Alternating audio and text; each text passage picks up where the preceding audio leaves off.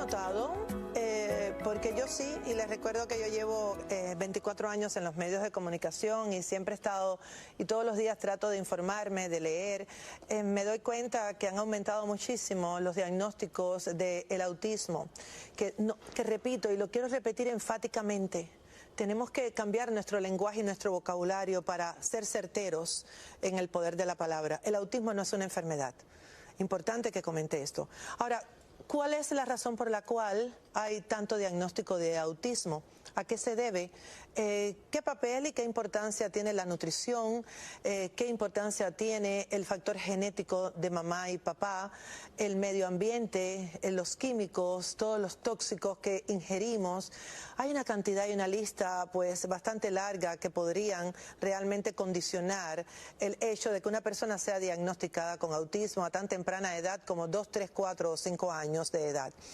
Hoy nos acompaña, y me siento muy bendecida y halagada por eso, un reconocido formador, conferencista internacional en materias de neurociencia, en la comunicación y en el liderazgo, tanto en Europa como aquí en Estados Unidos. Nos visita desde la madre patria el doctor Hernán Serna. ¿Cómo estás? Muy bien, muchas gracias. Qué rico que estás aquí. Me da mucha alegría que en estos días que estás aquí en América, como dicen ustedes, en Estados Unidos, estés haciendo un espacio para venir a esta casa Buena Vida. Muchas gracias por la invitación. ¿Es una idea o realmente hay más autismo en los últimos 20 o 30 años? Bueno, ha crecido de forma sustancial los diagnósticos por autismo que tenemos a día de hoy, y principalmente por los factores medioambientales, y la nutrición es uno de los grandes problemas que está acarreando que tengamos muchos más diagnósticos de autismo. ¿A qué le llamamos realmente, para que nuestra audiencia pueda entender bien, factores medioambientales? Por ejemplo, la contaminación hace que se produzcan una serie de distorsiones dentro de lo que es el óvulo. Incluso hay estudios recientes que nos dicen que muchos de los niños vienen con contaminación por metales pesados, producida por los propios alimentos. Vamos a desglosar eso un poquito más, y perdóname mi inquisición en la profundidad de las palabras, porque quiero que nuestra audiencia entienda bien.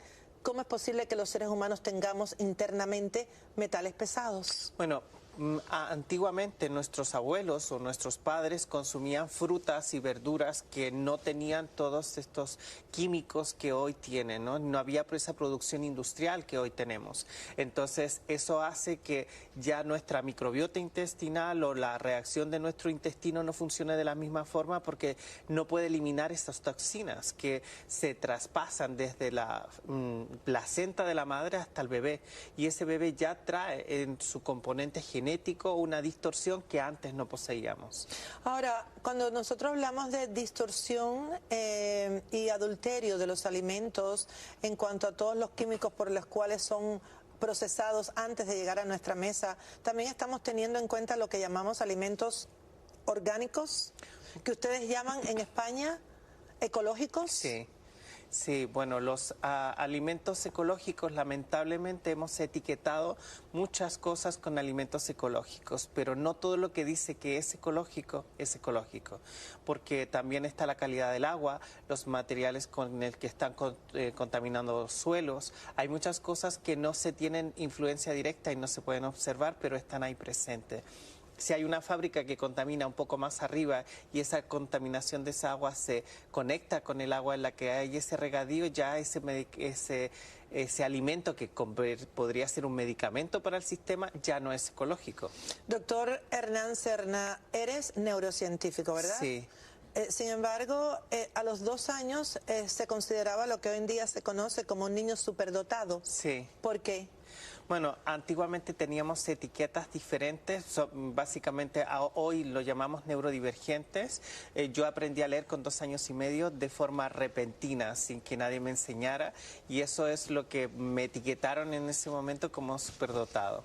¿Qué quiere decir esa terminología que hoy estamos usando para incluir a esos seres humanos que nacen con características especiales, neurodivergentes? Sí. Bueno, significa que encontramos a un universo de personas que poseen particularidades distintas. Algunos de ellos, por ejemplo, hay niños que pueden, mediante los diferentes tonos de color, convertirlos en notas musicales o a través de las notas musicales hablar de colores o establecer sinfonías. Para ti, doctor Hernán Serna, que hoy día eres un médico reconocido mundialmente, neurocientífico, que cada vez se ocupa más de estudiar el cerebro de estas personas neurodivergentes, que son seres diferentes y especiales, ser diferente para ti fue algo del día a día de tu vida, algo natural.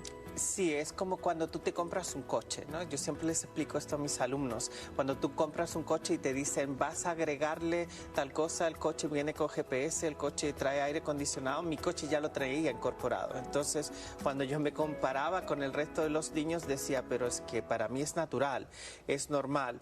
Y entonces yo quería ser normal, pero realmente pues ya era normal. ¿Eso fue lo que te hizo estudiar esta rama de la neurociencia? No, yo partí con la medicina más tradicional.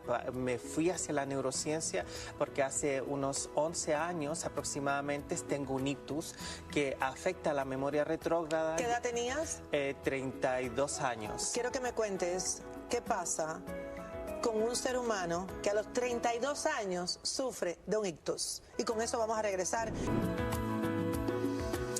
Seguimos aquí conversando con el doctor Hernán Serna, neurocientífico especializado en realmente en tratar de concientizar e informar a poblaciones tanto en Europa como aquí en Estados Unidos del significado de lo que es ser neurodivergente. Sin embargo, el doctor nos estaba comentando que a los 31 años padeció de un accidente cerebrovascular. ¿Qué significa eso?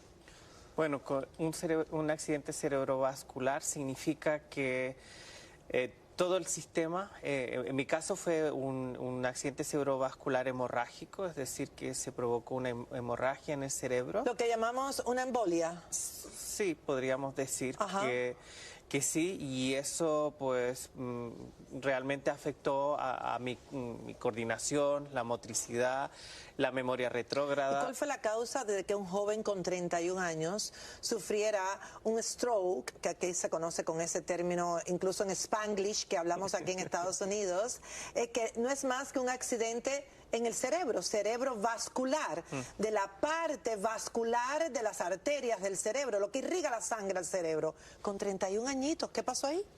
Bueno, para decirlo rápido y fácil, estrés. O sea, el gran enemigo y la gran pandemia que tenemos hoy, esparcida por todo el mundo, y es un enemigo silencioso que está cada vez más presente, es el estrés. El estrés fue el causante de esa enfermedad. Y entonces me pongo a pensar ahora, doctor Serna, tú que desde los 2 años eras un niño superdotado, podríamos decir en este momento con estos términos neurodivergente, o sea, neuronalmente diferente, que a los 31 años además, tú eres un caso muy interesante, ¿eh? Sí. Que a los 31 años además sufres de un accidente cerebrovascular y que ahora estás dedicado al estudio precisamente de las personas especiales con sistemas nerviosos centrales especiales, el autismo, por ejemplo. ¿Cuál es tu meta?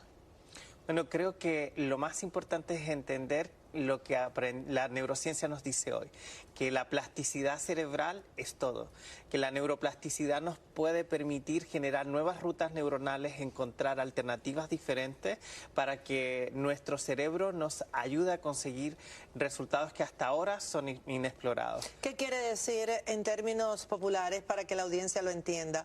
Neuroplasticidad. Pues hasta hace unos tiempos decían que el cerebro era como una caja, como un ordenador con una programación y ya está, no había más que hacer. Hoy sabemos que hay otras vías que podemos hacer como si fuéramos un alfarero, donde podemos retomar ese cerebro y encontrar vías distintas.